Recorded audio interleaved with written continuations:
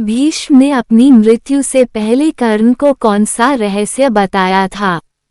कुरुक्षेत्र युद्ध आरंभ होने से पूर्व पितामह भीष्म और कर्ण में इतनी कटुता उत्पन्न हो गई थी कि कर्ण ने यहाँ तक घोषित कर दिया था कि जब तक भीष्म अपितमह युद्ध भूमि में रहेंगे और जब तक वो सेनापति है उस समय तक मैं युद्ध करने नहीं उतरूंगा।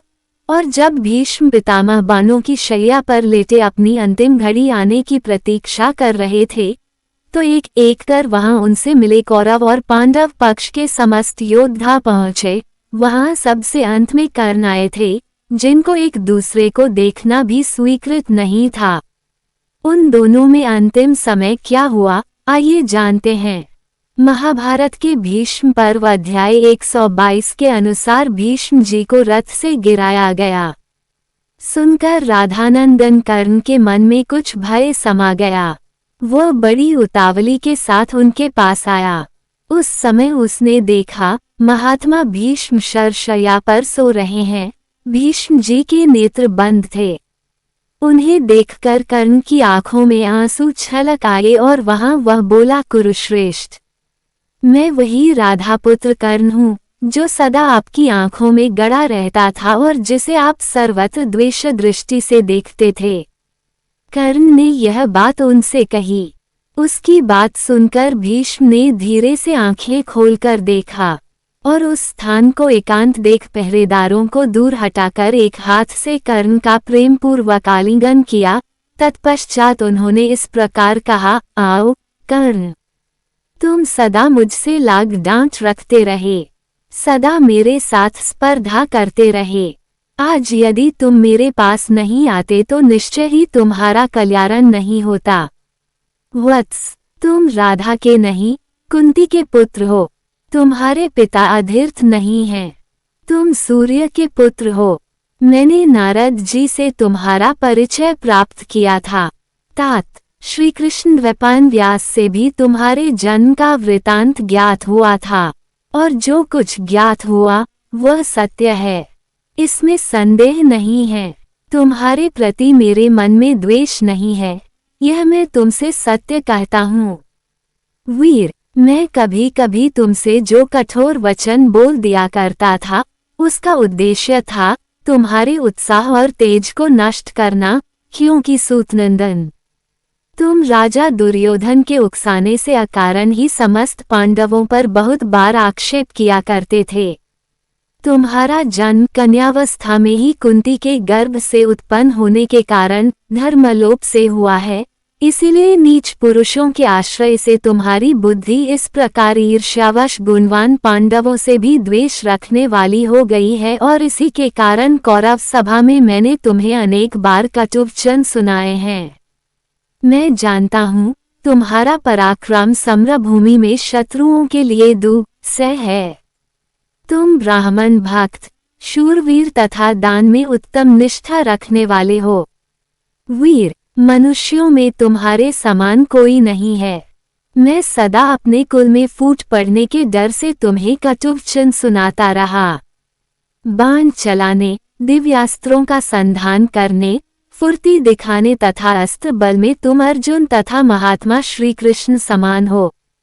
कर्ण, तुमने कुरुराज दुर्योधन के लिए कन्या लाने के निमित्त अकेले काशीपुर में जाकर केवल धनुष की सहायता से वहां आए हुए समस्त राजाओं को युद्ध में परास्त कर दिया था। युद्ध की श्लाघा रखने वाले वीर, यद्यपि राजा जरासंध दुर्जय एवं बलवान था तथापि वह रणभूमि में तुम्हारी समानता न कर सका। तुम ब्राह्मण भक्त, धैर्यपूर्वक युद्ध करने वाले तथा तेज और बल से संपन्न हो। संग्राम भूमि में देवकुमारों के समान जान पड़ते हो और प्रत्येक युद्ध में मनुष्यों से अधिक पराक्रमी हो।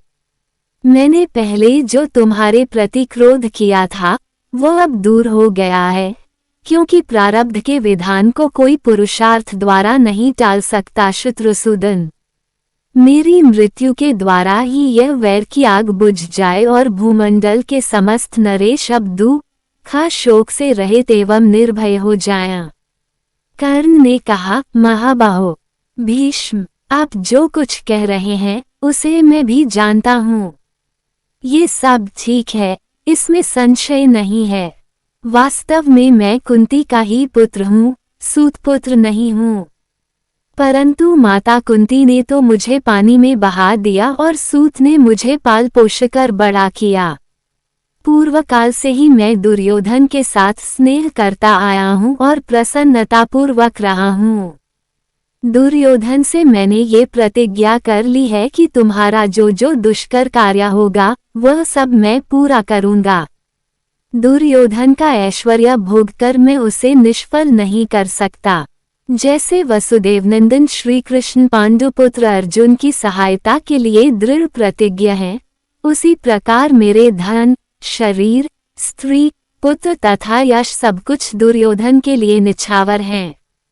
यज्ञों में प्रचुर दक्षिणा देने वाले कुरुनंदन भीष्म, मैंने दुर्योधन का आश्रय लेकर पांडवों का क्रोध सदा इसलिए बढ़ाया है कि यह क्षत्रिय जाति रोगों का शिकार होकर न मरे, युद्ध में वीर गति प्राप्त करे। ये युद्ध अवश्यम भावी है, इसे कोई टाल नहीं सकता। भला दैव को पुरुषार्थ के द्वारा कौन मिटा सकता है? पितामह, आपने भी तो ऐसे निमित्त लक्षण देखे थे जो भूमंडल के विनाश की सूचना देने वाले थे। आपने कौरव सभा में उनका वर्णन भी किया था।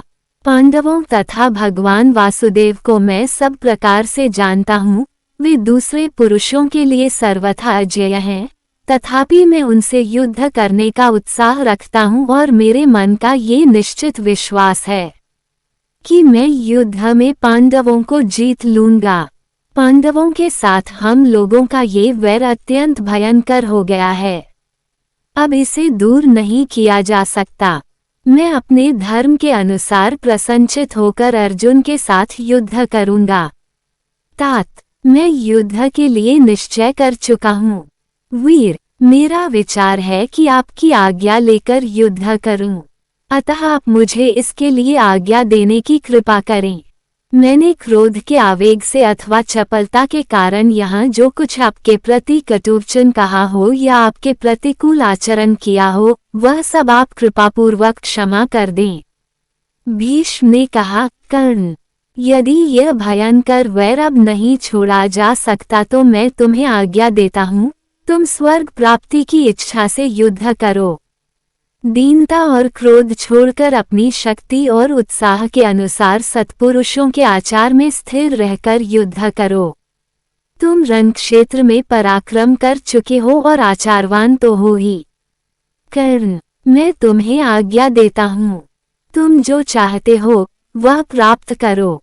धनंजय के हाथ से मारे जाने पर तुम्हें क्षत्रिय धर्म के पालन से प्राप्त होने वाले लोकों की उपलब्धि होगी। तुम अभिमान शून्य होकर बल और पराक्रम का सहारा ले युद्ध करो। क्षत्रिय के लिए धर्मानुकूल युद्ध से बढ़कर दूसरा कोई कल्याणकारी साधन नहीं है।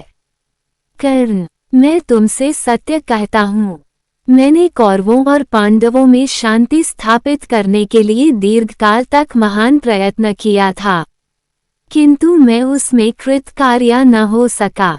गंगानंदन भीष्म के ऐसा कहने पर राधानंदन कर्ण उन्हें प्रणाम करके उनकी आज्ञा ले रथ पर आरूढ़ हो आपके पुत्र दुर्योधन के पास चला गया। जय श्री कृष्ण।